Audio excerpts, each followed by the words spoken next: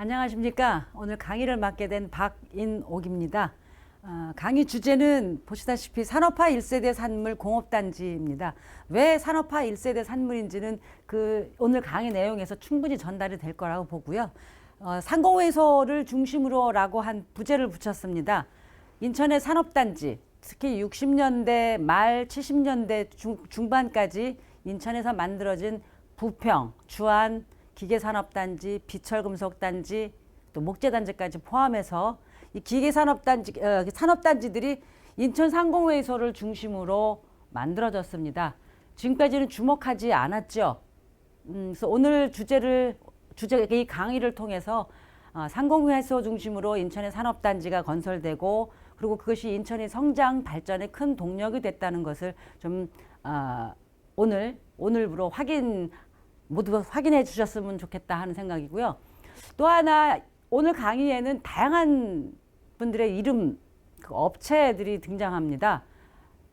60, 70년대 참여했던 인천의 전통적인 토착 기업체들 이름이 상당히 많이 다 등장하는데요. 지금은 사라지고 없을 수 있거나, 또는 이름이 바뀌었거나,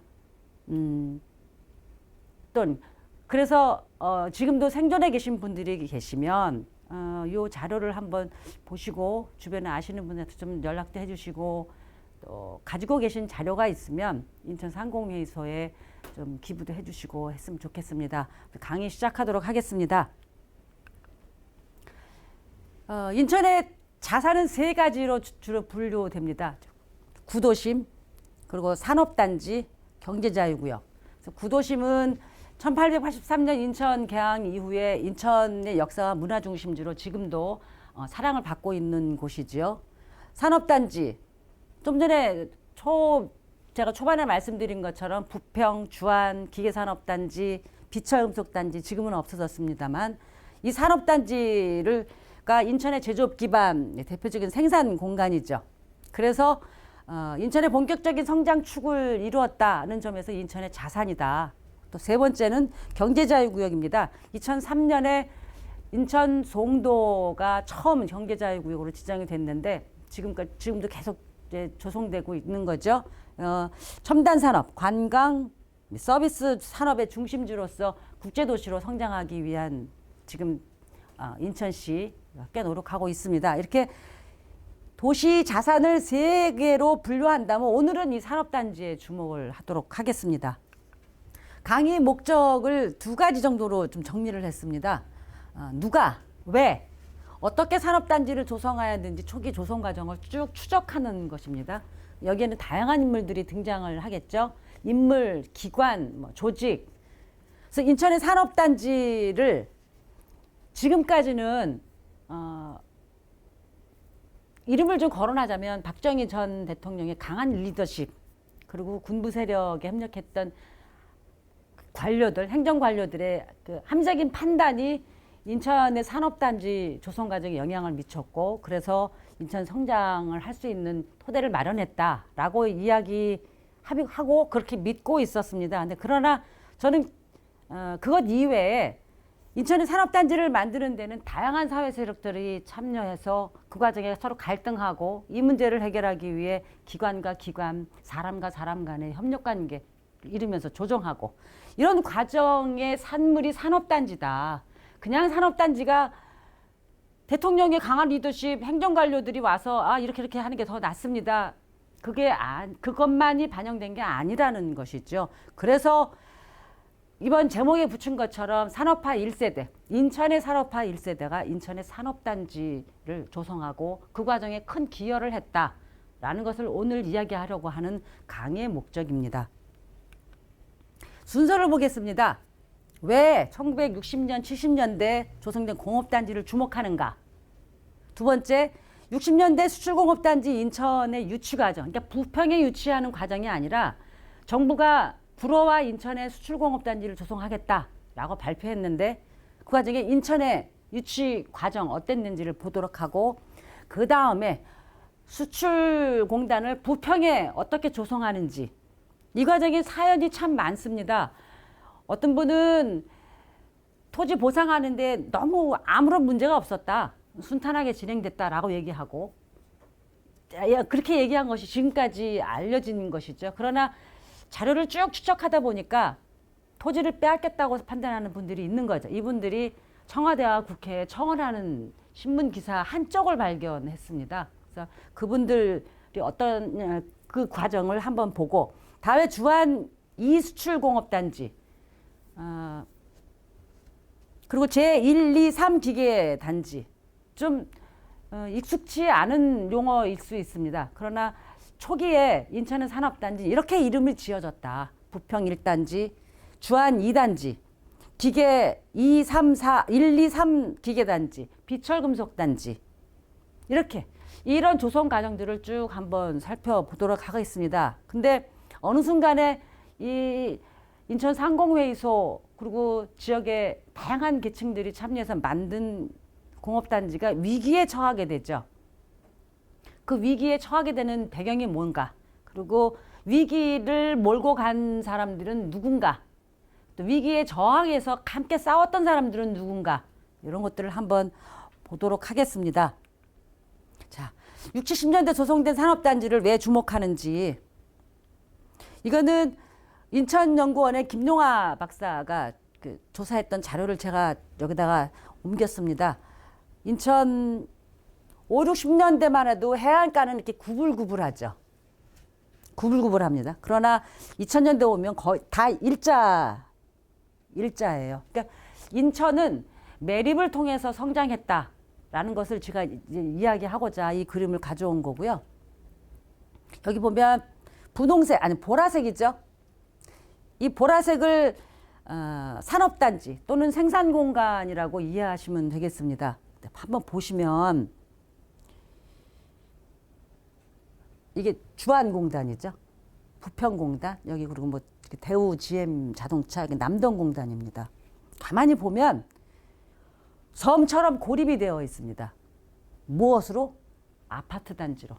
주거 단지로 다 이렇게 섬처럼 고립되어 있지요. 더 이상 예전에는 6, 70년대 만들었던 이 공업단지는 중동구 중심에서 외곽이었기 때문에 가능했죠. 근데 도시 규모가 점점 커지면서 안에 있는 이 공업단지들을 통째로 갖다 옮겨 놓을 수는 없으니 외곽으로 계속 확장하면서, 그리고 주변에 아파트가 들어서면서 섬처럼 고립이 됐습니다. 지금 우리가 고민해야 될 거는 이때 만들어진 이 산업단지들을 지금 조성하고 있는 경제자유구역과 어떻게 연계해서 이 산업단지를 고도화할 건지, 이런 고민이 좀 필요한데 상공회의소가 그런 역할의 한 축을 좀 이뤘으면 좋겠다라는 거. 인천 인구 변화입니다. 53년, 그러니까 해방 전후에 급격하게 늘어나죠. 그다가 요 시기 한 95년, 96년쯤 되면, 그러니까 인천시가 광역시로 승격되고 나서부터는 이렇게 좀 완만합니다. 이 이유를 보자고 하는 건 아니고요. 여기 전후부터 70년 말까지 인구 증가 속도가요, 증가율이 엄청납니다. 여기 60년대 초반 거의 13% 정도 증가율이 보이고 있고요. 11.78% 요때는 인천의 산업단지가 막 조성될 때, 그때 결국 산업단지는 노동력을 공급하는 공급처 역할을 한 거죠. 일자리를 창출하는 공간이기 때문에 이렇게 급격하게 인구 증가율이 높습니다.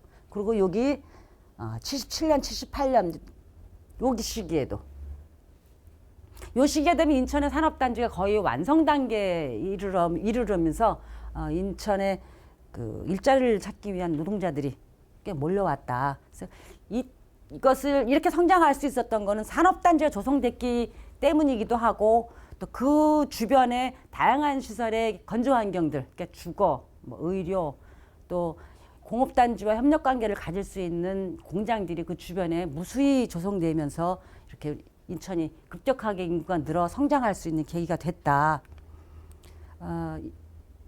좀 빨리 넘어가야 될 것 같은데요. 총 2019년 기준으로 한국에는 1220개 산업단지가 있습니다. 어마어마하게 많죠. 지금도 계속 짓고 있습니다. 그중에 수도권 포함해서 충남, 충북 어마어마합니다.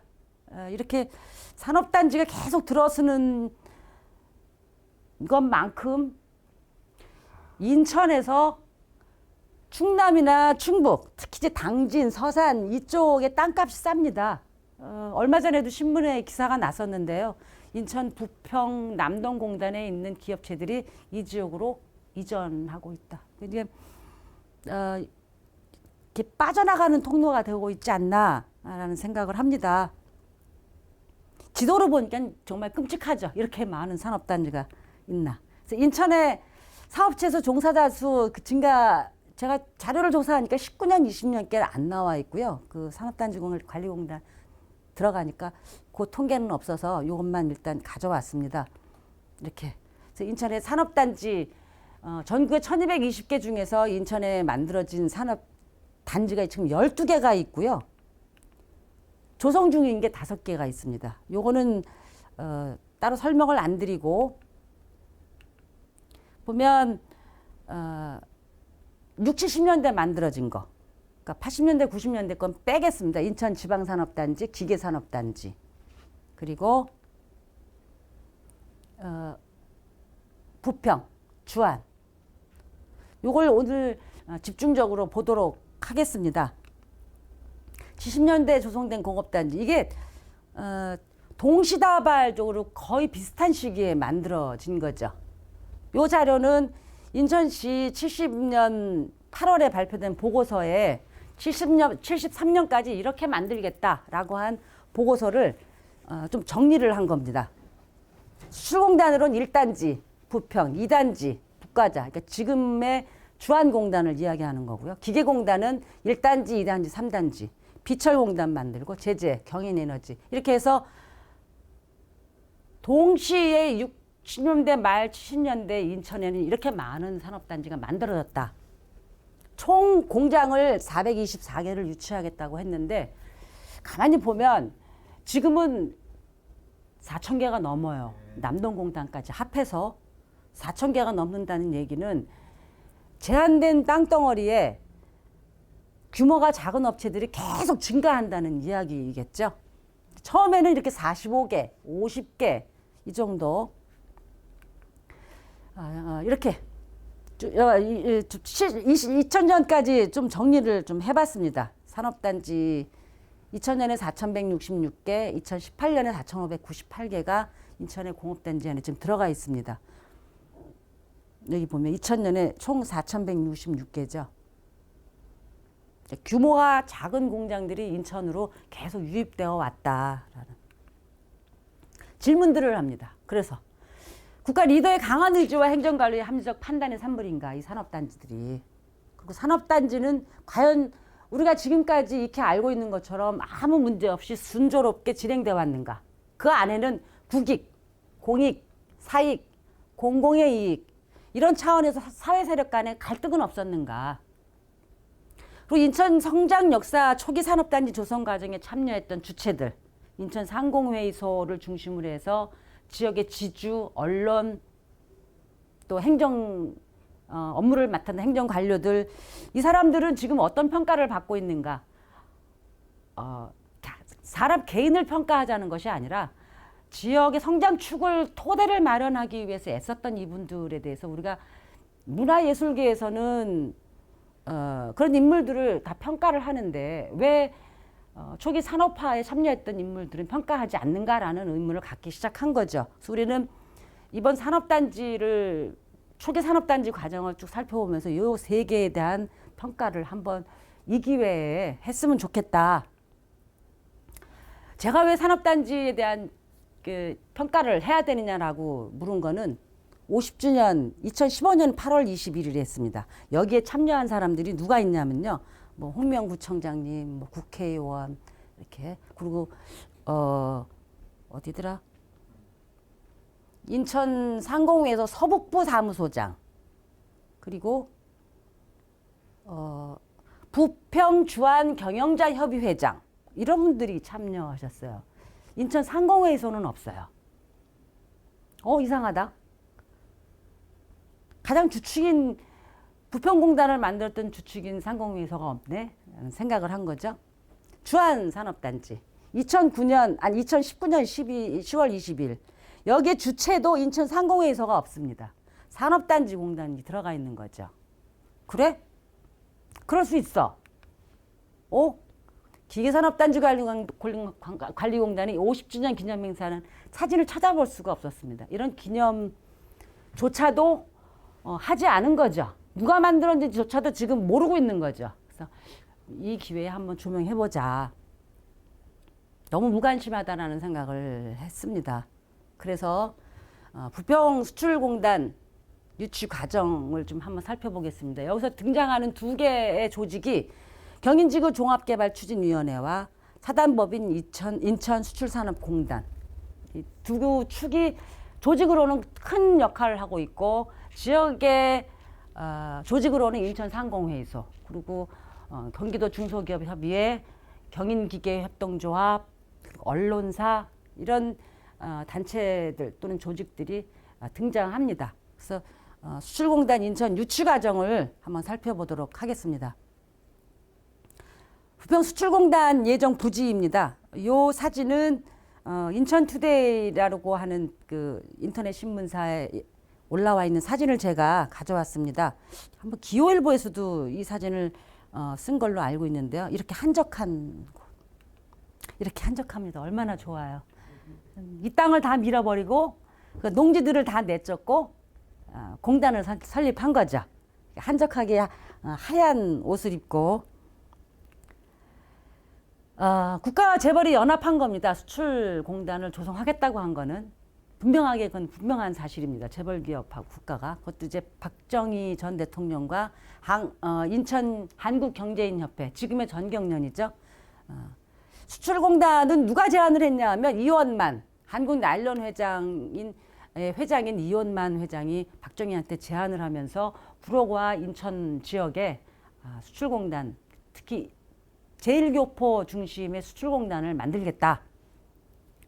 해서 6월 14일 동아일보 일자에 딱한 기사가 납니다. 서울 근교.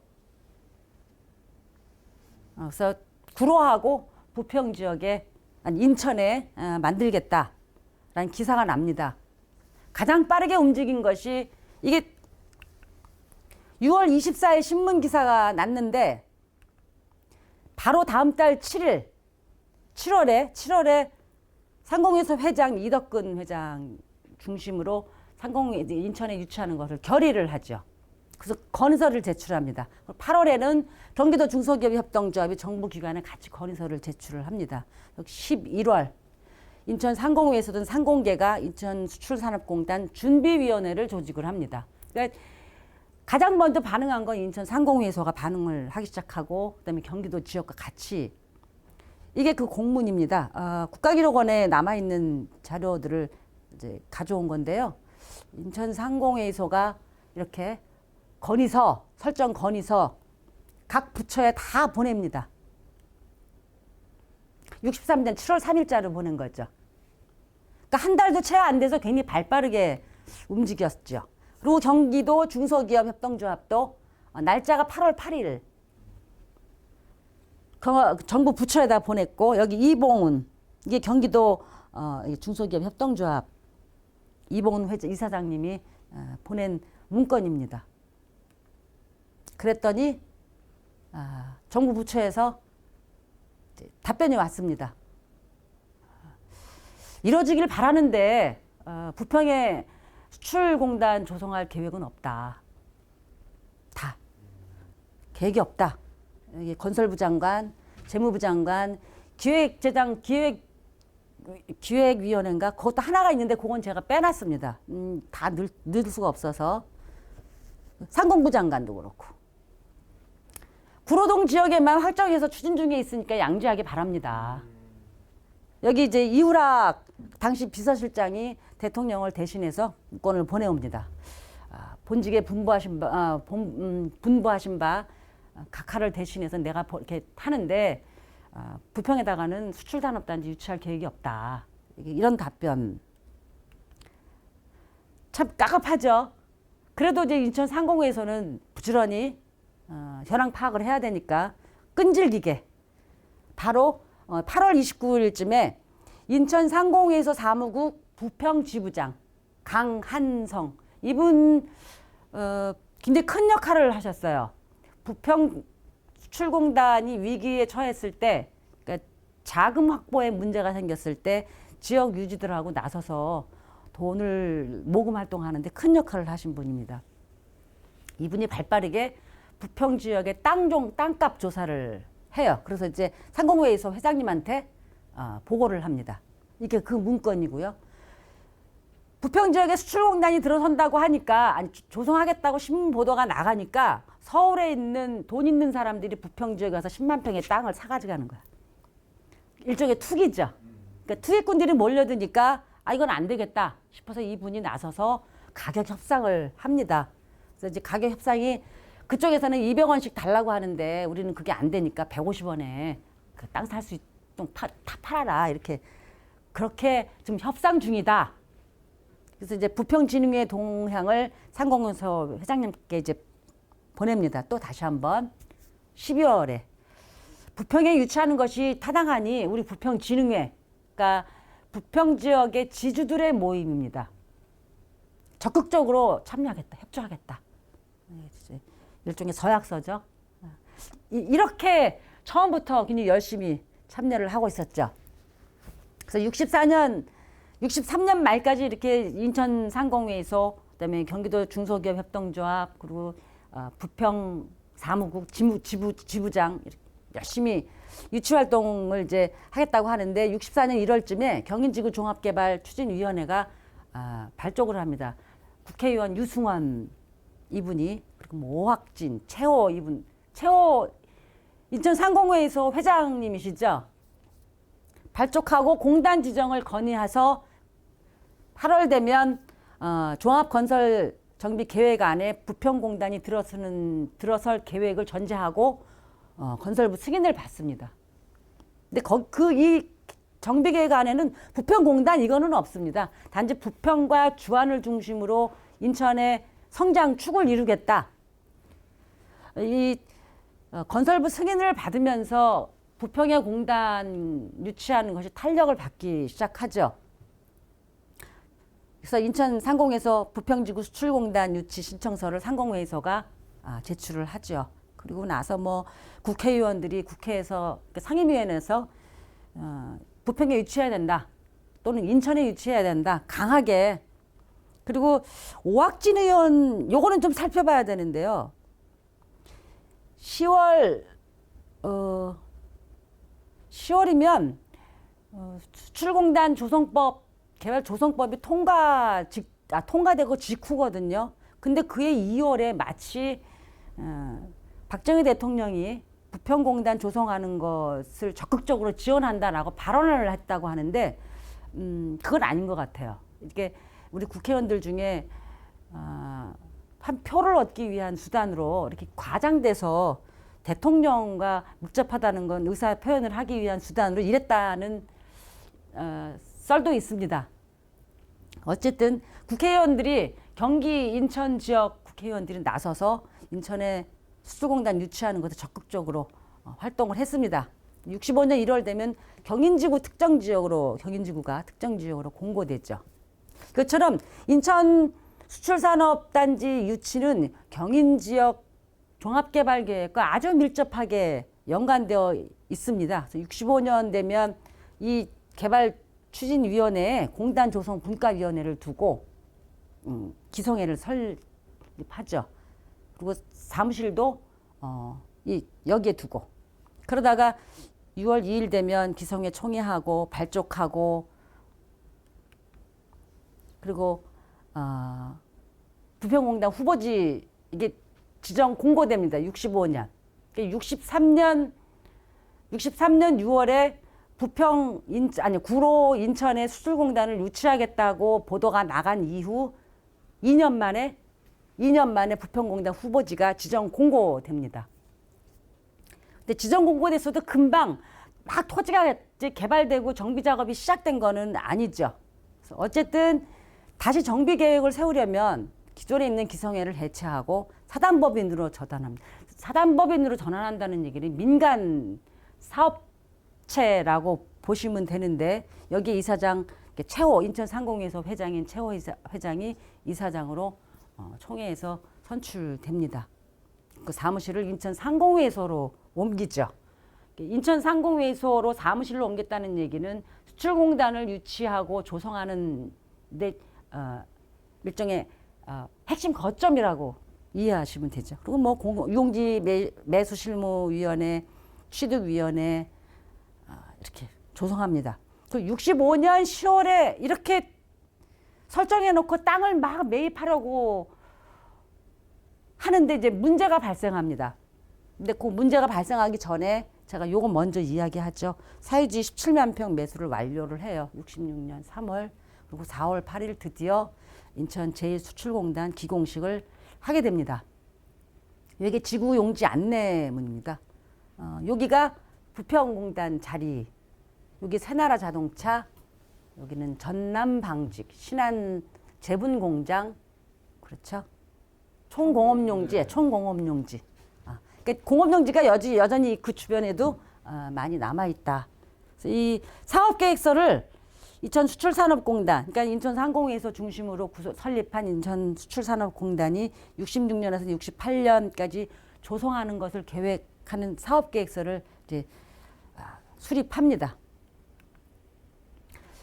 요 명단에 나오는 업체 그리고 이름들이 있습니다. 굉장히 중요한 분들이라고 봅니다. 근데 지금은 살아계시지 않거나 또는 이 업체들이 더 이상 생산활동을 하고 있지 않은 업체도 있을 거라고 보는데요. 그래도 인천의 주요한 산업화 1세대의 역할을 하셨던 분들이니까 지역이 이분들을 좀 기억했으면 좋겠다.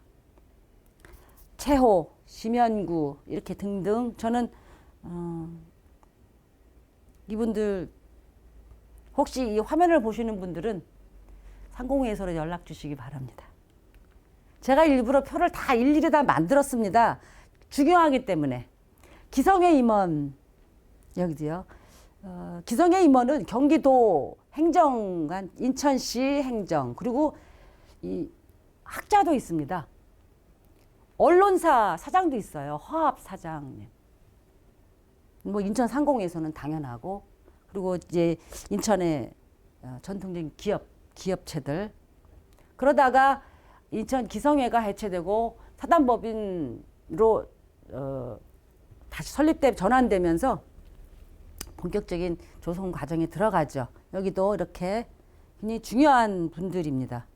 여기서는 행정직은 다 빠지죠. 빠지고 순수하게 인천에서 생산활동을 하고 계시는 분들만 지금 참여하고 윤감노 인천시장님이 계시고 자, 용지취득위원회 취득위원회 이렇게 여러분들 국회의원분 뭐 경기도 행정직이 들어가 있고 토지매수 실무자 명단 좀 특이한 거는 여기 부평경찰서 서부 계장님이 이제 들어가세요. 황득인 이분이 계시고요. 지금도 아마 그럴 겁니다. 토지 매수하거나 그럴 때 지역 경찰분들이 취득위원회는 아닌데 그 매수위원회는 그 관이만 있겠네요. 예. 그만큼 개입해서 이거를 설득하는 작업이 필요하기 때문이 아닌가 싶습니다. 그리고 부평공단 후원회 요거는 나중에 뒤에 가서 설명을 하겠습니다. 왜 후원회가 구성됐는지. 요건 1차 명단인데요. 김석기, 김정복 이런 분들이 수출산업공단을 부평에 유치할 것인지 서곳에 유치할 것인지 부지 선정을 두고 충돌합니다. 이때 부평유지, 부평진흥원, 부평진흥회 또는 금요회 뭐 이런 분들이 부평공단 후원회를 조성을 합니다. 그래서 부족한 용지 매수에 필요한 돈 1,500만 원을 모금을 하는데요. 이분들이 이제 역할을 하게 됩니다. 그래서 부평수출공단 유치 과정 그 이후 이렇게 좀 간략하게 정리 다시 한 건데요. 6월 24일에 보도가 나고 64년 9월에 조성법 통과가 되죠. 근데 특이한 거는 불호공단은 부평수출공단 수출공단 조성법이 통과되기 전에 불호공단 착공식을 먼저 해요. 그만큼 정부는 성과를 내야 되는 그런 조바심이 좀 있었던 거죠. 그래서 65년 6월에 21만 평 지정 공고되고 상공부 승인을 받고 6월 23일에 그리고 4월 8일 드디어 기공식을 합니다. 그리고 69년에 준공이 되죠. 수출산업공단 부지를 둘러싸고 그 부평지구와 서거지구가 충돌을 하게 됩니다. 그래서 근데 이제 그 왜 그랬는가? 이제 부지 매입비 부족과 부평진흥회라는 제목을 붙였는데요. 요 충돌하기 직전에 무슨 일이 있었는지 이후에 기공식 준비 과정에 대해서 좀 잠깐 설명하고 넘어가겠습니다.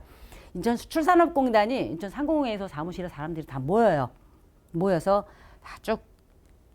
그다음에 4월 8일 기공식 요령 해가지고 기공식 준비까지 다 합니다. 2,000명 정도를 이제 초청을 해서 거대한 기공식을 준비하고요. 이렇게. 제가 여기서 자료 하나를 부평진흥회가 기체가 이게 처음에는 1,500만 원 써 있다가 나중에 오자가 공짜로 다 바뀝니다. 1,000만 원. 근데 애초 다른 기억에는 조기준 박사 같은 경우 전에 부평문화원장을 하셨던 조기준 선생님 같은 경우 기록에는 이 후원회가 1억을 후원했다라고 하는데 1억은 아닙니다. 1,000만 원. 1,000만 원 후원을 했고요. 500만 원이 이제 덜 모금이 된 거죠. 그렇습니다. 그래서 이제 국유지, 사유지, 도유지 합쳐서 21만 평 정도 땅을 이제 다 매입을 해서 이렇게 준비를 단단히 합니다. 총 소요비용은 1억 6천만 원, 정부 보조금 5천만 원, 산업은행 융자 1억 원, 1천만 원. 이건 계획이에요. 실제 집행된 금액은 아닙니다. 이렇게 계획을 하고 이제 착공을 해서 막 공사도 시작했죠. 일일 300여 명 실업자를 동원을 해서 총 8만 5천 명 노동자가 투입됩니다. 장비는 미8군 장비가 동원이 되죠. 여기 이거 미8군 건설 장비를 지원을 결정했던 그 장교 한 사람이 수출공단 준공식 때 급열세를 받으셔요. 그래서 고맙다. 급열세도 받고 부평 후원회 몇몇 분들도 포상도 받고 합니다. 그래서 이제 20여 업종의 30여 개 기업 유치를 목표로 이렇게 공사를 시작하죠. 기공식 하는 날입니다. 요 인천 상공회의소에 유일하게 남아있는 수출산업단지가 만든 홍보 자료집입니다. 제가 사진을 좀 잘 못 찍어서 이렇게 나와 있고, 요건 신문기사, 인천신문. 수출산업공단의 허합 인천신문 사장이셨던 분이 굉장히 적극적으로 이 수출산업공단 활동과 그리고 조성 과정을 열심히 이렇게 보도로 내주셨습니다. 여기 발파 준비하시는 분들, 제가 어느 분인지 잘 몰라요. 그러니까 이 사진을 좀 보시고, 우리 아버님, 우리 할아버지, 우리 사장님이셨네. 좀 확인을 좀 해주셨으면. 이렇게 한적했던 농지가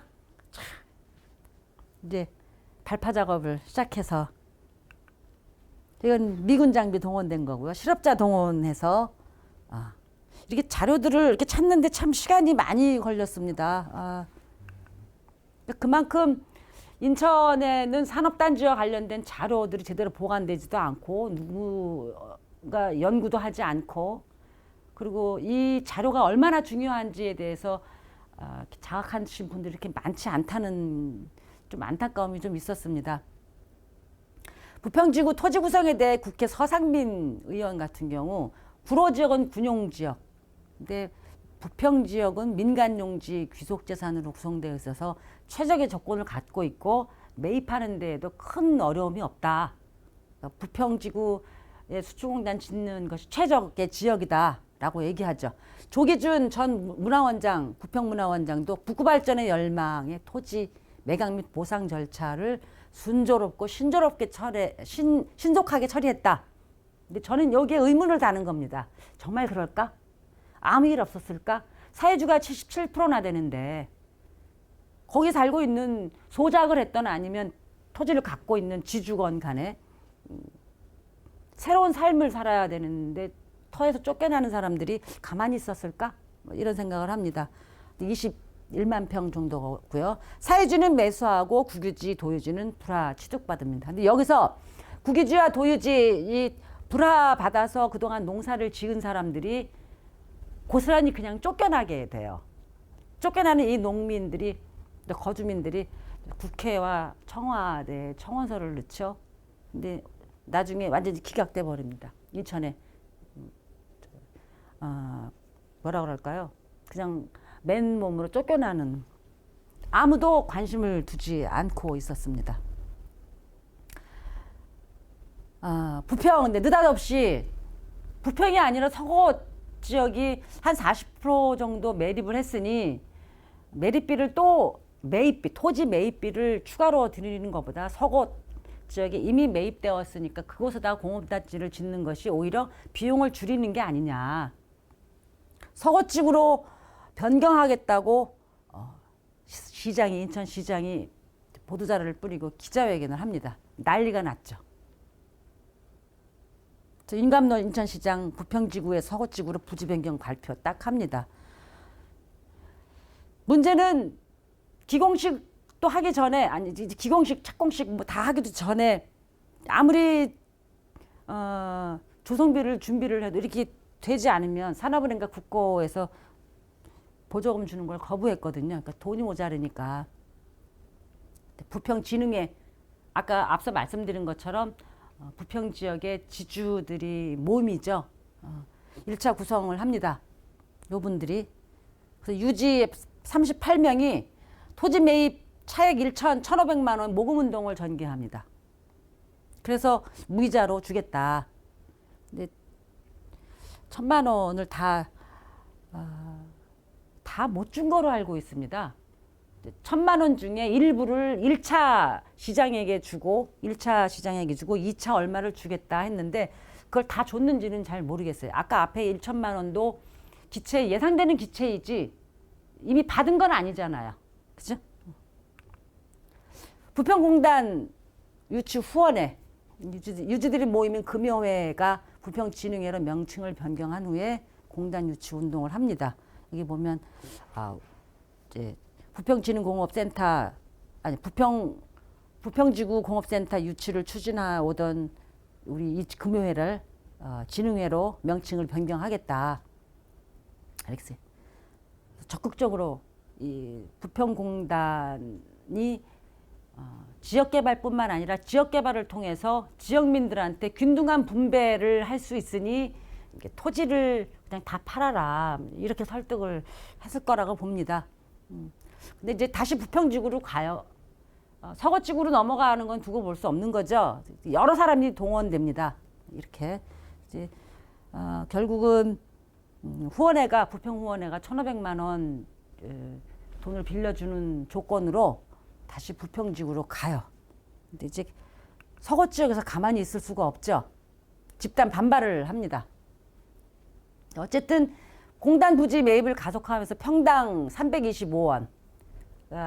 맨 처음 63년에 인천 상공회에서 부평지구에서 땅 견항 보고를 할 때 150원이라고 그랬거든요. 그것도 꽤 올려서 2배 정도 받아서 이제 매입을 한 거죠. 325원. 그래서 국유지, 불용지 이렇게 처리하고, 왜 630원? 국유지들은 더 비싸게 매입한 거죠. 주민들이 반발합니다. 2월 7일, 66년 2월 17일 서구 주민들이 성남초등학교에서 이제 집회를 결의를 해요. 농토는 농민에게, 공장은 공유수면 매립지에 집회를 준비합니다. 근데 그 다음날 취소가 돼요. 인천시와 경찰들이 동원돼서 집회를 막은 거죠. 그리고 부평 농민 토지 환지, 아까 그 국유지, 도유지 뭐 이런 불화된 것들 청원을 하지만 이 청원조차도 받아들여지지 않고 고스란히 여기 살고 계시는 분들이 쫓겨나죠. 쫓겨나면 그들이 어디로 가겠나? 다른 공업단지, 조성단지도 마찬가지였을 거라고 보는데요. 농사를 짓는 사람들이 결국은 부지 정비 작업에 일용 노동자로 동원되는 거죠. 이제 값싼 노동력으로 공단을 조성하게 됐다. 조성된 부지 부장가는 2,585원. 그래서 제일교포 군내기업 유치에 인천 수출산업단지가 매진을 하죠. 그 과정은 제가 생략을 했습니다. 너무 길어서. 어쨌든 이 국가와 지역 단위 갈등 행위자들이 부평 수출 공단을 유치하는 과정에 다 등장합니다. 국가 단위 행위자들은 대통령, 행정관료, 한국수출산업공단. 아직까지는 등장하지 않지만 뒤에 등장하게 되는데요. 그다음에 군부 세력을 기반한 정치인들, 미8군. 이제 국가 단위 행위자들이라고 볼고, 지역 단위 행위자들은 인천 상공회소를 중심으로 한 토착 기업들, 금요회, 부평진흥회, 수출공단 후원회 이런 토착 주민들이고, 농민과 노동자도 빼놓을 수 없죠. 이렇게 국가 단위 행위자들과 지역 단위 행위자들이 수출공단이라는 부지 선정, 부지 유치와 그러니까 공단 유치와 부지 선정 과정에 치열하게 충돌하고 갈등하고, 한편으로는 이걸 어떤 방법으로든 유치하기 위해서 조정하는 과정, 합의하는 과정에 이 사람들이 다 개입돼 있다. 라는 겁니다.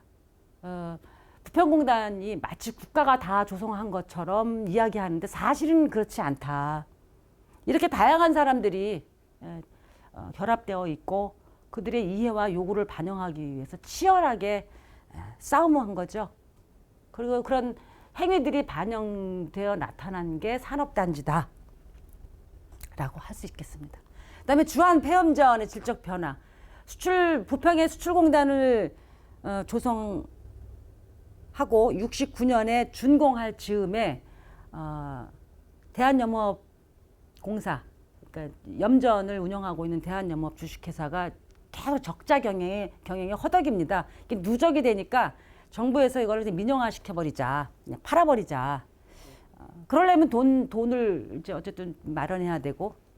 근데 폐염전, 그러니까 더 이상 염전으로서의 기능을 상실한 이 폐염전을 팔아버리고, 그러니까 민영화하면서 이걸 다른 용도로 쓸 때 공업단지로 만들자라는 것이 맞아떨어진 거죠. 그러니까 정부가 기획한 민영화라는 기획과 지역에서 이걸 공업단지로 사용하면 좋겠다라는 그 두 개의 이해관계가 맞아떨어지면서 이제 주한염전을 조성하게 되고, 여기에 주한염 초기에는 한 150만 평 정도를 매립해서 다 공업단지로 만들자 했는데 일괄 매각을 할 수가 없는 거죠. 지역에서 걸들 염전을 일괄 매각 살 사람이 없으니까. 그래서 이제 따로따로 분할 매각하면서 주한 제2수출단지, 그리고 인천 기계공단, 그러니까 1, 2, 3 기계단지가 들어서고 비철금속공단이 들어서게 됩니다. 요 유치 과정을 이제 설명을 하겠습니다. 이것도 제가 어느 자료에서 찾은 건데 제가 기록을 안 했네요. 이렇게 수출산업단지, 제2수출산업단지, 요 지도가 나온 거, 이렇게 제2단지로 나온 것만 봐서도 아직은 한국수출공단이 인천수출공단과 통합되기 직전의 사진이라는 걸 알 수 있죠. 비철금속공단, 제1기계단지, 지금도 있죠. 제1기계단지는 2단지와 3단지는 일반산업단지로 지금 전환이 됐습니다. 요 안에 동부제철이 있는 거로 알고 있고요.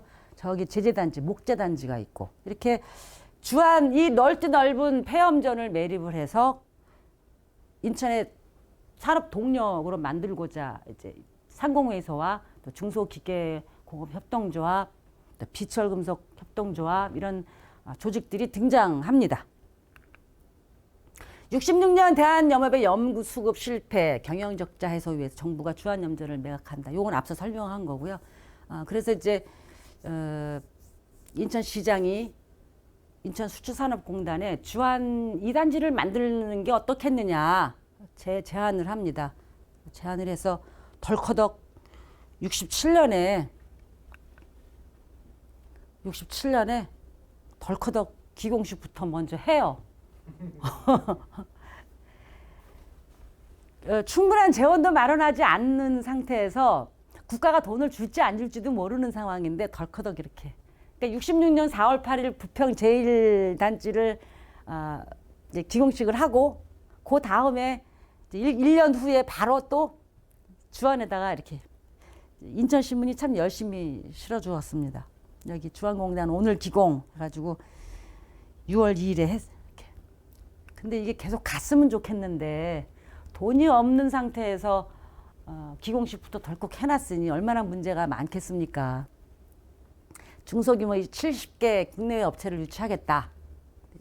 결국은 더 이상 진행을 못하고 맙니다. 근데 그거는 아직 매립도 하지 않은 염전을 선분양하는 거예요. 그러니까 외상 사업을 하는 거죠.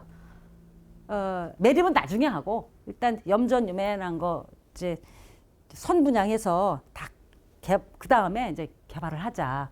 그래야 재원을 마련할 수 있으니까 일괄 매각을 하려고 하니까 이게 안 팔리는 거예요. 이제 염전 대한영업하고 인천 수출산업단지가 이제 이렇게 조정을 하죠. 그 분할 매각을 하자. 도저히 안 팔리니까 3번을 했는데 다 3번 다 유찰이 되죠.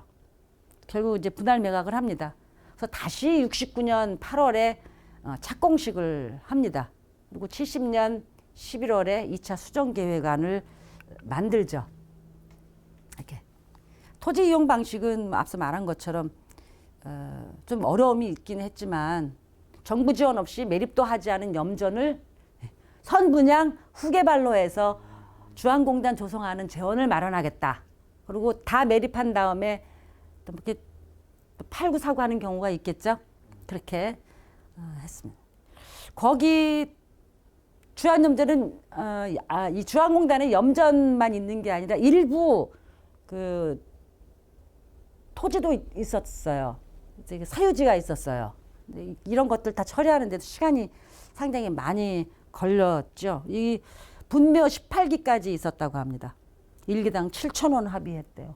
어마어마한 비용으로 보상을 해준 거죠. 그래서 이렇게 수출공단 제2단지를 건설하는데 돈은 없지. 그러니까 굉장히 많이 힘들었을 겁니다. 근데 국회의원들의 노력이 있었죠. 국무회의 안건 철회 보면 70년 일반회계 예비비 지출. 그러니까 67년에 기공식 해놓고 결국 유야무야하다 돈이 없어서 못하다가 69년에 다시 이제 공사를 시작하는데 국무부에서 제2단지 수출단지죠. 주안 수출단지 제2단지 경비 1억 5천만 원. 1억 5천만 원 맞죠? 예. 1억 5천만 원을 70년 일반회계 예비비에서 지출할 것을 의결한다. 그래서 결국은 주안 2단지 조성하는 데에 수출산업공단이 지원을 받게 되죠. 이렇게. 근데 이것도 찔끔찔끔 한꺼번에 주는 게 아니라 찔끔찔끔 줘서 굉장히 어려움이 컸습니다. 위치도. 요거 기öl보 2015년에 나온 사진이에요. 주안염전 공사 사진입니다. 이게 신문사에 남아있는 사진 말고 인천 상공회의소나 또는 전 수출산업공단이 갖고 있는 그 찍은 실제 사진이 좀 있었으면 참 좋겠다 싶은. 이게 이제 주안 2단지 인천 수출산업공단이 계획한 개발 계획서입니다. 여기에 나와 있는 손으로 이렇게 그림을 그렸어요. 부평 1단지, 주안 2단지. 여기까지는 인천 수출산업공단이 주도해서 2단지를 만들고 조성하고 있다. 기공단도 이제 인천 상공회의소를 중심으로 조성 준비를 합니다. 김재길 사무국장, 이한삼 진흥과장이 기공단 여론조사를 해요. 기공단 조성하는데 지역계 그 업체들에게 설문조사를 한 거죠. 68년 11월에. 그랬더니 타당성이 있다. 그럼 만들자. 최호 회장, 김재길 사무국장, 장만순 경기도 기계협동조합 이사장, 김혜두 인천시장, 기타 등등 이런 분들이 모여서 인천기계공업공단 설립을 준비합니다. 그래서 이제 사단법인을 창립하고요. 69년 2월 8일 창립 총회를 합니다. 그리고 4월에 상공부 장관으로부터 기계공업협동조합 사단법인 설립 허가증을 받습니다. 요 사단법인 허가증, 그러니까 기계공단 법인 설립 허가증은 있는데 인천수출산업공단 설립 허가증은 지금 찾지를 못했습니다. 어르분들이 가지고 계시면 좀 보관해 주셨다가 좀 주시면 좋겠고요. 기계공단 기성의 명단입니다. 저는 이분들이 주한염전 위에 인천 기계 산업을 일으킨 분들이라고 봐요. 굉장히 중요한 분들인데 제가 다 모르는 분들입니다. 혹시 여기 계신 분들 아직도 활동하고 계신 분들이 계시면 연락을 주시면 어떨까 싶습니다. 유승원 전 국회의원, 그다음에 최호 이사장, 장만순 이사장, 신흥선 이분이 비철금속공단을 설립하고 이사장으로 취임하지만 결국 4년 만에 업체를 유치를 못해서 결국은 한국수출산업공단이 육공단으로 흡수해 버리게 되죠. 굉장히 그만큼 어려웠다는 겁니다. 이렇게 여기 계신 분들 기계공단이 설립되고 인증받으면서 이사회 명단입니다. 고문으로 계신 분들, 국회의원, 정치인들이 주로 있고 최호 이사장은 상공회에서 회장인데 이분은 인천 수출산업공단 이사장으로 계시기 때문에 고문으로 이렇게 명단이 올라온 것 같고요. 기계공단 69년에서 73년까지 조성이 됐습니다. 그래서 유일하게 지금 기계공단이라고 남아있는 것은 지금 제1기계공단이 현재까지도 제1기계공단으로 지금 남아있죠. 78년, 그러니까 68년 인천기계공업공단으로 설립해서 10년 만에 상공부 정식 허가를 받죠. 인천기계산업단지관리공단으로. 초대이사장 김재길, 장만순 여러분들. 이봉훈 이사장 같은 경우는 인천수출산업공단이 한국수출산업공단에 강제 통합 합병될 때 굉장히 크게 반발하셨던 분 중에 한 분입니다. 다른 분들도 뭐 그 역할을 다 하셨겠지만 기계공단 위치도입니다. 지금 요게 남아있는 지금 이 기계공단이죠. 요거. 요 지역을 다 기계공단으로 만들겠다. 69년 인천 상공회의소 내 상공진흥부가 만든 자료 그 관계 서류에 요 사진이 있었습니다. 일일이 다 색연필로 이렇게 그리셨더라고요. 기계산업단지 1기계산업단지 조감도입니다. 위치도 이렇게 제2수출단지, 비철금속단지, 제1단지, 2단지, 3단지, 기계단지. 조금 성격이 달라요. 제1기계단지 요거는 인천에 소재한 업체만. 제2기계단지 여기는 인천 서울 소재지 업체. 그리고 여기도 인천 소재지 업체 중에서 기계업종만. 굉장히 엄격하게 선정을 했기도 했지만은 민주적으로 선정을 했어요. 투표를 이게 뭐라 그랬죠? 제비 뽑기를 해서 위치를 정했습니다. 오신 분들이 다. 기계 3단지는 지역 업종 관계없이 그냥 다 신청. 비철금속공단 이렇게.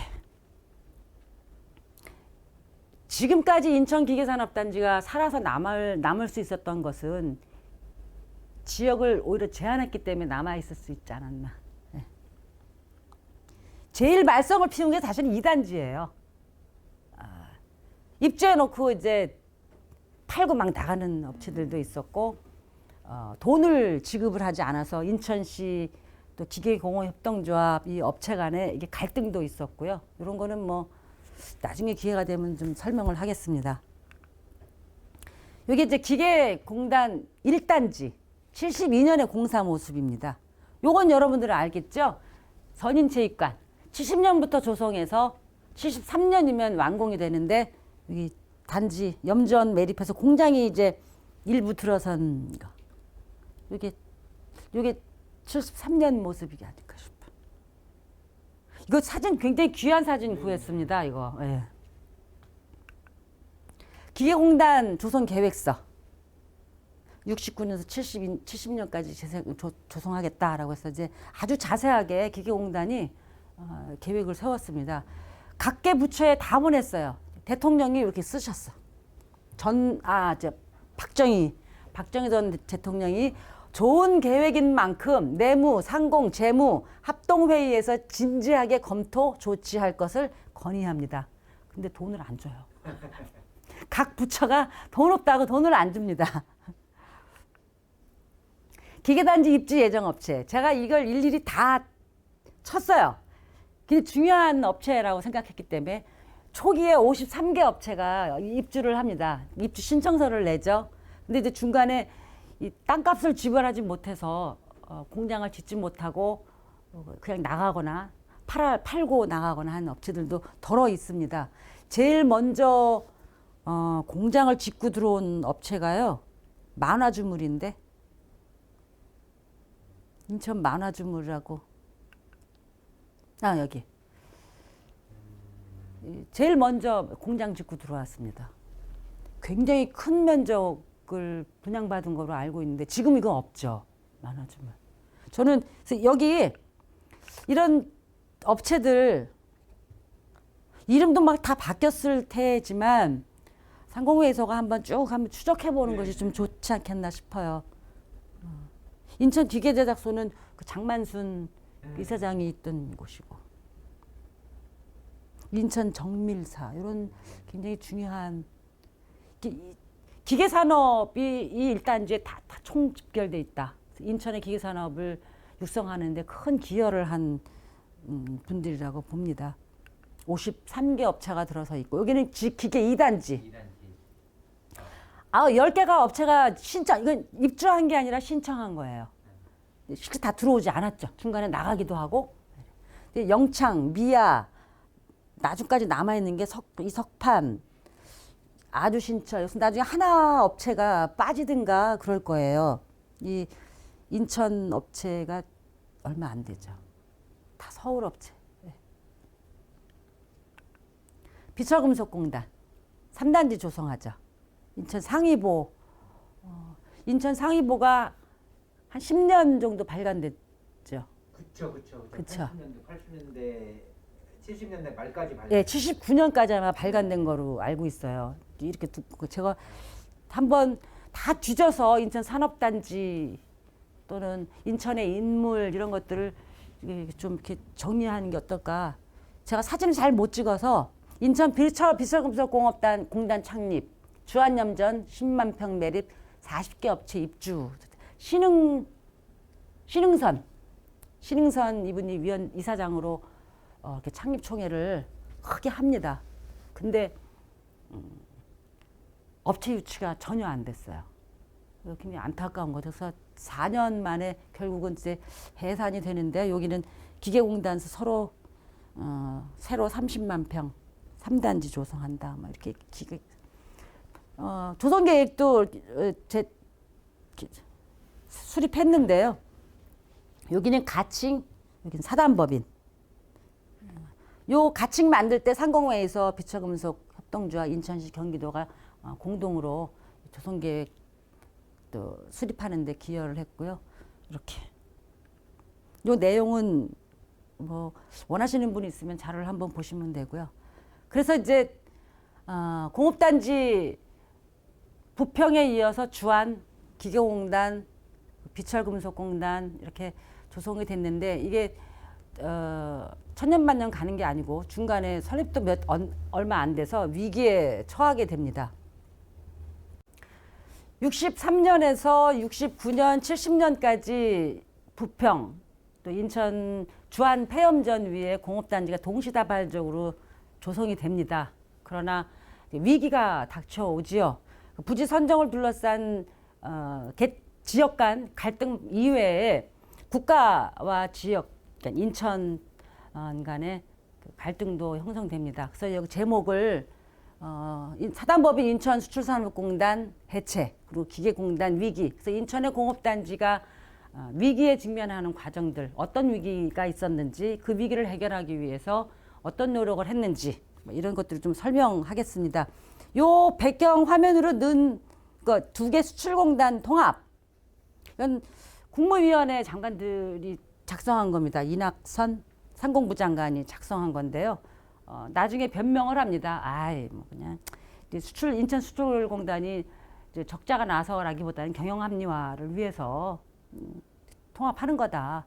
이렇게 발전적인 해체를 하는 거다라고 하지만 이 통합의 그 내부 깊숙이 들어가 보면 군부 세력들 간의 이해, 이쪽에 세력 관계도 형성되어 있고요. 복잡하게 얽혀 있습니다. 여기에 인천은 좀 거칠게 얘기하면 인천 수출산업공단은 희생양이 된 거죠. 정치 권력들의 힘이 동원되는 사이에 희생양이 된 게 아닌가. 좀 더 시간이 되면, 그러니까 연구자들 중에 시간이 되면 이 해체되는 과정을 좀 아주 세밀하게 분석을 해서 그럼 인천수출산업공단이 지금 그때 잃어버렸던 자산들을 다시 회복할 수 있을까? 이런 고민도 할 수 있지 않을까 합니다. 자, 수출공업단지 위기입니다.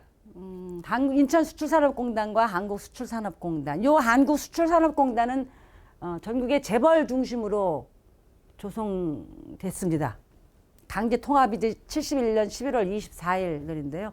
구로공단이 조성될 때는 박정희 전 대통령이 한 6, 7번을 찾아갑니다. 그러나 부평 수출공단이 조성될 때는 한 번도 오지 않았어요.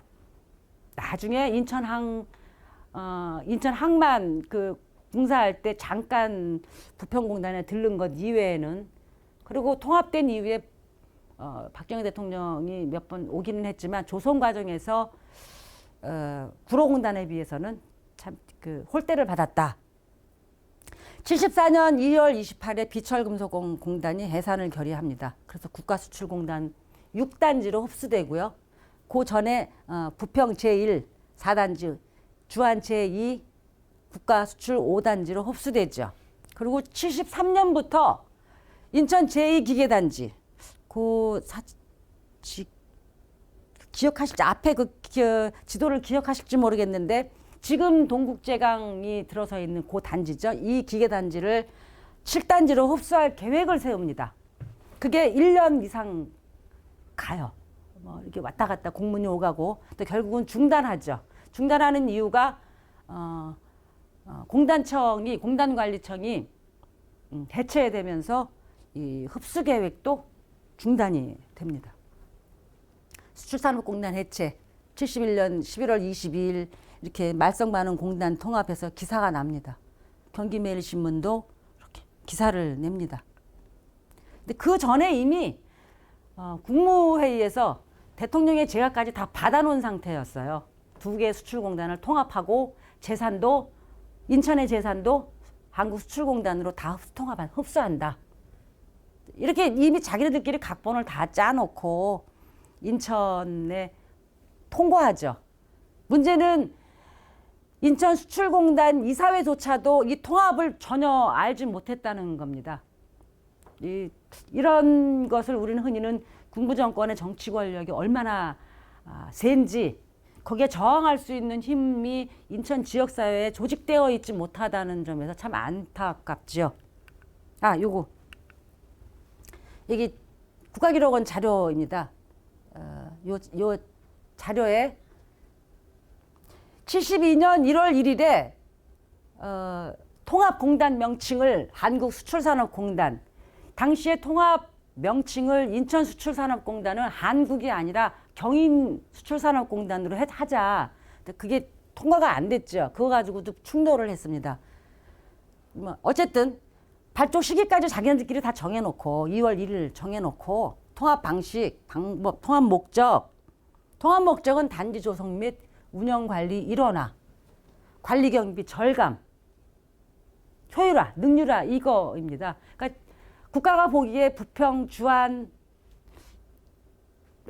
잘 안 된다고 본 거죠. 그리고 잘 안 되는 것이 아니라 그 짧은 기간 동안에 기업을 유치하고 그것도 국가 재정으로 지원돼서 조성된 게 아니라 민간 자본으로 조성된 건데 국가로서는 빠른 성과를 대내외에 홍보하고 싶은 거예요. 그거는 두 개의 공단을 통합하는 방법이라고 판단한 거죠. 이런 게 행정 관료들의 판단이라고 보는 겁니다. 해체 과정에만 행정 관료들의 판단이 아주 적극적으로 반영됐다. 여기 통합 계약서 안까지 자기네들끼리 다 만들어 놨어요. 만들어 놓고 인천 상공회의소, 인천시에다가 통보한 거죠. 통합하겠다. 이렇게 정부의 공단이 일어나는 인천수출산업공단 입주자의 권익 보장 문제 등을 전혀 고려하지 않은 처사다라고 비판을 합니다. 이제 최정환 당시 상공회의소 회장인 최정환 회장이 입주자 보호 대책위를 구성을 하고 이제 정부와 상공부와 한국수출공단과 이제 협상을 벌이기 시작하죠. 그리고 아까 요 가계약 서명을 거부합니다.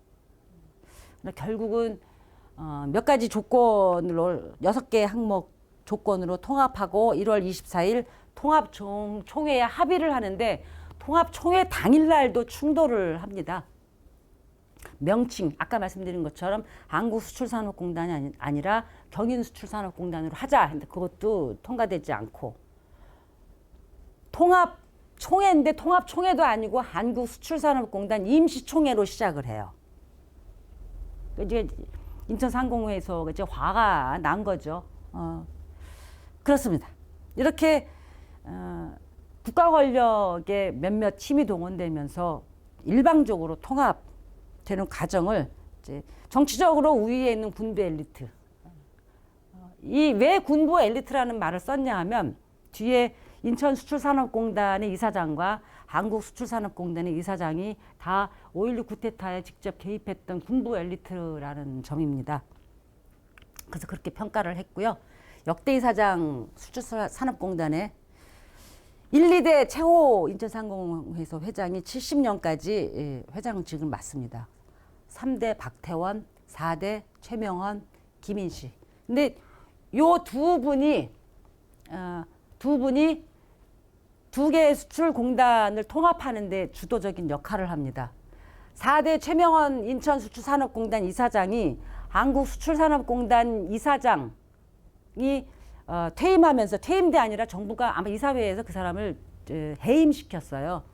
이 사람을 야 인천에서 서울로 올라와라. 한국수출산업공단 이사장으로 갑니다. 그리고 그 뒤이어 이분이 와요. 근데 이상한 거는 다 군 출신들이에요. 사단법인 인천수출산업공단은 민간입니다. 민간 기업체들이 이사회를 구성을 하고 그 이사회에서 이사장을 선임을 하는데 어떻게 군 출신들이 이사장으로 선임됐을까? 그만큼 인천수출산업공단을 우습게 본 건가? 그 기능이나 위상이 낮은 건가?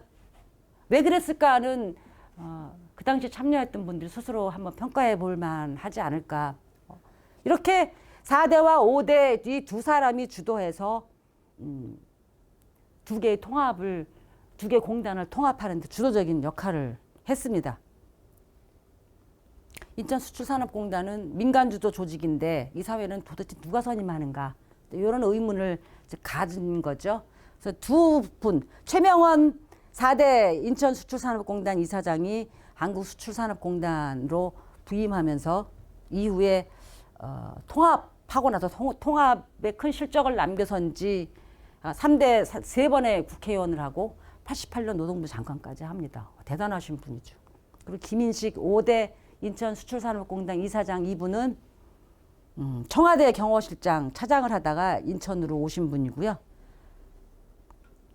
이 두 분이 부평수출공단 통합을 시도한 분입니다. 통합 총회할 때 격렬한 충돌이 있었지만 어쨌든 인천수출산업공단이 결국은 중앙의 정치 권력보다 힘이 아래에 있었다는 거죠. 그리고 지역에서 조직적으로 국가 권력에 대응할 수 있는 힘이 만들어지지 않았다. 저는 그렇게 봐요.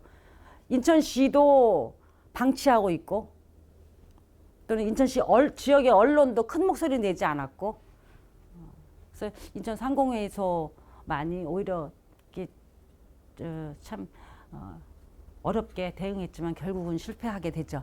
비철금속공단 해체 그리고 인천기계공단 통합위기 요 비철금속공단 요 위치에 있죠. 이 기계공단 주한공단 주한 폐염전은 매립도 아까 말씀드린 것처럼 매립도 하지 않은 염전을 외상으로 분양을 한 거예요. 선분양 후 개발. 그래서 매립도 하지 않은 땅을 팔아서 재원을 마련하고 그 돈으로 매립을 해서 다 매립된 이후에 이제 공장을 짓는 거죠. 주한공단 그 염전은 평당 1,000원씩 주고 수출산업공단이 매입을 했습니다. 그리고 인천기계산업공단이 1,000원씩 주고 여기 비철금속공단도 그렇고요. 평당 1,000원에 1,000원도 협상을 한 겁니다. 대한영업은 1,500원을 요구했고 인천기계공단이나 수출산업공단은 900원으로 조정을 요구를 한 거죠. 그 중간값이 이제 1,000원으로 그래서 부지를 분양합니다. 1단지 기계 1단지는 3,200원. 계획은 53개 업체 중에 73년 기준 100% 분양했어요. 그러니까 1단지의 특성은 인천에 입지해 있는 공장, 기계 공장 업체만 신청을 받은 거고 2단지는 서울, 인천 73년 기준 9개, 그러니까 75% 정도 달성을 했고 3단지 40개 업체 하기로 했는데 73년에 3개밖에 입주를 못해요. 그러니까 전국에 있는 업체를 대상으로 해서 수출 공고를 공고를 냈는데 비철금속공단은 부지 분양값이 너무 비쌌어요. 5,000원. 3단지가 4,050원인데 비철금속공단이 5,000원. 비싼 것도 있지만 분양을 받고도 돈이 없어서 공장을 못 짓고 다시 팔아 넘기고 나가는 경우가 많았습니다. 51개 업체인데 0. 그러니까 정부가 보기에는 민간단체 니네들한테 맡겨보니까 안 되겠다. 다 그냥 국가가 흡수해버리겠다. 이런 의도인 거죠. 그나마 이제 1단지가 이렇게 남아 있고요. 원래 계획했던 목표를 다 달성했다고 볼 수 있겠죠. 73년에 상공부산하공단관리청 신설하면서 그때부터 본격적으로 기계단지와 비철금속단지를 흡수하는 계획을 세웁니다. 명분은 이거죠. 경영합리화. 지방공단 지역에다가 민간에 맡겨보니 별 볼 일 없더라. 효율적 운영, 적자적 경영을 하니 국가가 맡아서 운영하겠다. 이런 겁니다. 그래서 공업단지 관리 법안도 75년 12월에 제정을 하고 이렇게 해서 영등포 기계공단, 인천기계공단, 제재공단, 포항연관 이 4개 민간단지를 흡수할 수 있는 근거가 없었는데 공단관리청 하나만으로는 이 4개의 공단을 흡수할 수 없으니 이 법안을 만든 거죠. 그러니까 법안의 근거에서 만든 게 아니라 요 공단을 흡수하려면 필요한 법안이 필요해서 이제 이렇게. 그래서 그때부터 전국의 민간 공업단지를 흡수 관리하는데 창원 기계단지 같은 경우도 인천 상공회에서 중심으로 만든 거예요. 근데 그걸 나중에 국가가 흡수하죠. 이렇게. 76년 조직 개편으로 공단관리청이 해체되면서 7단지 그러니까 비철금속단지는 6단지로 흡수되는데 기계 2단지를 7단지로 흡수하는 거는 이제 중단하게 되죠. 6단지 인천 상위보에 있는 건데 화면을 좀 키우다 보니까 좀 깨졌습니다. 74년 2월 28일에 화선정에서 마지막 총회를 개최합니다. 해산을 해요.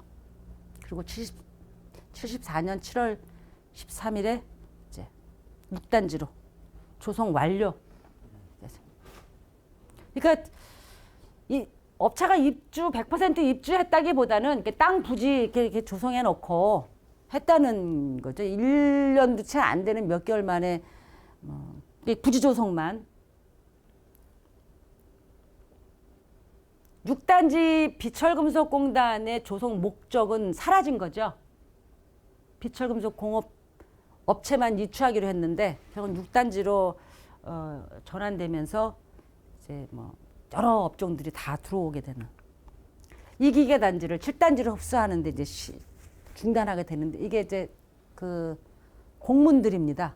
73년 8월 20일 인천시죠. 주한공업단지 2개 단지 매각 보류 이제 기계공단에다가 이제 보낸 겁니다. 이게 기계공단에 보낸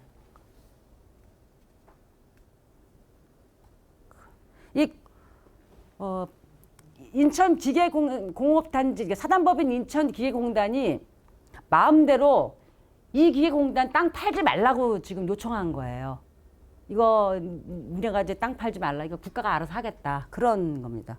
이것도 보면 기계 2단지 일부가 수출 7단지로 편입 조성하게 되는 바 앞으로 수출공단에서 완전 조성할 때까지 인천시 자체적으로 매매 계약을 체결할 수 없다. 통지를 하죠. 요거는 7단지 계획까지 나왔던 지도입니다. 여기 7단지라고 써 있어요. 여기 6단지, 여기 6단지, 5단지. 이건 기계산업, 이거는 주한공단, 비철금속공단, 기계공단. 예, 여기까지, 여기를 7단지로 하려고 했던 거죠. 그러니까 제2기계단지 내 일부 땅이 팔리지 않았는데 땅을 팔려고 하니까 인천시가 또는 상공부가 제동을 걸고 못 팔게 하면서 여기를 7단지로 하려고 흡수하려고 했던 거 이제 중단이 된 거죠. 이거는 국가기록원 자료에서 뽑았습니다. 그래서 이제 마지막 옵니다. 그래서 결국 6, 70년대 만들어졌던 동시다발적으로 만들어졌던 인천의 산업단지 그 당시에는 공업단지죠. 공업단지는 결국 인천의 성장 축을 이루는 아주 토대를 마련한 중요한 공간이죠. 그 공간에는 인천 토착 기업들의 열정, 피와 땀, 또 거기에 재정까지 다 투입된 겁니다. 지역사회의 열망이 그냥 단순하게 일시적으로 분출된 그런 열망이 아니라 내가 여기 공단을 만들면 지역경제 활성화도 되고 우리 인천 시민들 또는 부평 시민들은 잘 살 수 있을 거야. 균등한 분배를 이룰 수 있는 희망이 기대가 있다고 본 거죠. 그게 71년부터 서서히 무너지기 시작합니다. 그래서 결국 1수출공단은 4단지, 주한 5단지, 비철금속공단 4년 만에 해체되면서 6단지, 기계단지는 7단지로 조성대로 하다가 이제 중단됐고요. 결국 국가와 지역 단위 다양한 행위들이 인천 수출산업공단에 다 반영되어 있다. 이거를 어느 하나의 강한 리더십이나 행정관료의 합리적인 판단만이 공단 유치 또는 조성하는 데 성공했다라고 이야기할 수 없다라는 거죠. 인천 지역사회의 열망이 이 안에 다 녹아있다고 본 겁니다. 그래서 지금은 고립되어 있는 섬이 됐죠. 부평, 주안, 기계공단, 이제 앞으로 남동공단도 그렇죠. 남동공단도 지금 주변에 아파트로 다 둘러싸여 있어서 섬처럼 고립되어 있습니다. 새롭게 만들어지는 산업단지, 경제자의 구역, 그리고 남천동, 기타 등등 5개 지금 조성되고 있는 산업단지와 어떻게 연계해서 이들 산업단지가 새롭게 탄생할 수 있을지 고민하는 것이 상공계와 인천시의 역할이 아닌가 싶습니다. 이제 앞으로 인천 공간은 이런 걸 담아내야 되겠죠. 기후위기 등 환경 문제도 같이 고민해야 되고 또 지역이기주의와 공공의 이익이라는 것을 좀